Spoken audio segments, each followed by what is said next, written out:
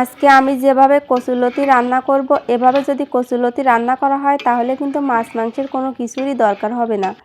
তো কচুরলতি আমি ভালো করে ধুয়ে পরিষ্কার করে নিয়েছি, আগে বাইছে নিয়েছি খুব সুন্দর করে, তারপর কেটে ধুয়ে পরিষ্কার করে নিয়েছি। আর টমেটো কেটে নিয়েছি, এখানে পেঁয়াজ রসুন কাঁচামরিচ নিয়ে নিয়েছি। তারপর আমি একটা মশলা তৈরি করে নেব। তো চুলায় আমি কড়াই বসিয়ে দিয়েছি, তারপর তেল দিয়ে দিলাম। আর ওই তেলের ভিতর আমি পেঁয়াজ রসুন আর কাঁচামরিচ দিয়ে একটু লবণ দিয়ে আমি কিন্তু ভেজে নিচ্ছি। ভালো করে ভেজে নিতে হবে যাতে কাঁচা গন্ধ না থাকে। তো এভাবে ভাজে মশলা করলে কিন্তু ওই মশলা দিয়ে রান্না করলে খেতে কিন্তু বেশ ভালো লাগে। তো পেঁয়াজ রসুন যখন একটু ভাজা ভাজা হয়ে যাবে তখন আমি দিয়ে দিলাম একটা টমেটো। তো টমেটো দিয়ে দেওয়ার কারণ, টমেটো দিয়ে যে কাঁচা গন্ধটা বের হবে ওই কাঁচা গন্ধটা আর থাকবে না, সেই জন্য আমি টমেটোটাও আমি কিন্তু পেঁয়াজ রসুনের সাথে দিয়ে দিছি। এই রান্নাটাকে অনেকে ঝামেলা মনে করতে পারেন, কিন্তু একটু ঝামেলা না করে রান্না করলে কিন্তু ভালোও লাগে না। যত বেশি সময় নিয়ে সুন্দর করে রান্না করবেন খেতে কিন্তু তত বেশি ভালো লাগবে। তো এখন কিন্তু একটা ব্লেন্ডারের জারে আমি ওই পেঁয়াজ রসুন টমেটো এগুলো কিন্তু নিয়ে নিচ্ছি, নিয়ে কিন্তু এটাকে আমি ব্লেন্ড করে নেব খুব সুন্দর করে। তো এভাবে কিন্তু রান্না করলে বেশ মজা হয়। তো একবার বানায় দেখেন কতটা মজা হয়। তো ব্লেন্ডারে জারে আমি নিয়ে নেওয়ার পরে ওর ভিতরে আমি কয়েকটা জিরা দিয়ে দিলাম আর দিয়ে দিলাম নারকেল কোড়া। এই নারকেল কোড়াটা কিন্তু দিতেই হবে, নারকেল কোড়া না দিলে কিন্তু এই রান্নার সেই টেস্ট আসবে না। তারপর আমি এটাকে এখন ব্লেন্ড করে নেব। খুব সুন্দর করে কিন্তু আমি ব্লেন্ড করে নিচ্ছি। যত বেশি সময় নিয়ে রান্না করবেন তত বেশি স্বাদ আসবে রান্নায়। এবার কিন্তু আমি কড়াই বসাই দিলাম চুলায়।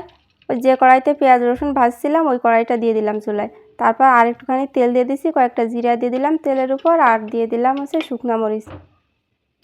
এবারে ব্লেন্ডারের যে মশলাটা ব্লেন্ড করলাম ওইটা দিয়ে দিলাম, আর ব্লেন্ডারের জারটা ধুয়ে দিয়ে দিলাম।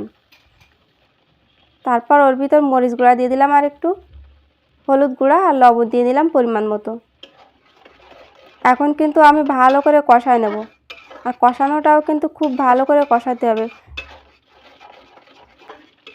যদিও এটা খুব বেশি না কষাইলেও হবে, কারণ সব কিছু ভেজে নেওয়া আছে, তারপরেও একটু যত কষাবেন তত কিন্তু স্বাদ বেশি আসবে।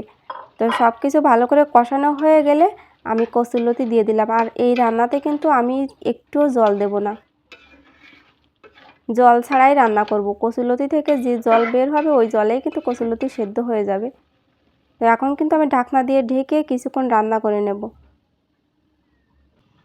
তো কিছুক্ষণ পর আমি ঢাকনাটা তুলে নিলাম। এখন দেখতে পাচ্ছেন কতটা জল বের হয়েছে, মানে কতটা না, মানে বেশ কিছুটা জল বের হয়েছে। তো এতে কিন্তু কচুরলতি সেদ্ধ হতে কিন্তু খুব বেশি জল লাগে না আর খুব বেশি সময়ও লাগে না। তো আমি আরেকটু ঢাকা দিয়ে দেব। তো কিছুক্ষণ পরে যে উঠাই নিলাম ঢাকনাটা, এখন কিন্তু দেখতে পাচ্ছেন আমার রান্নাটা কিন্তু হয়ে গেছে প্রায়। তো আমি কিন্তু নামায় রাখবো আর 1 মিনিট রান্না করে। তো লবণটা কিন্তু আমি চেক করে নিছি।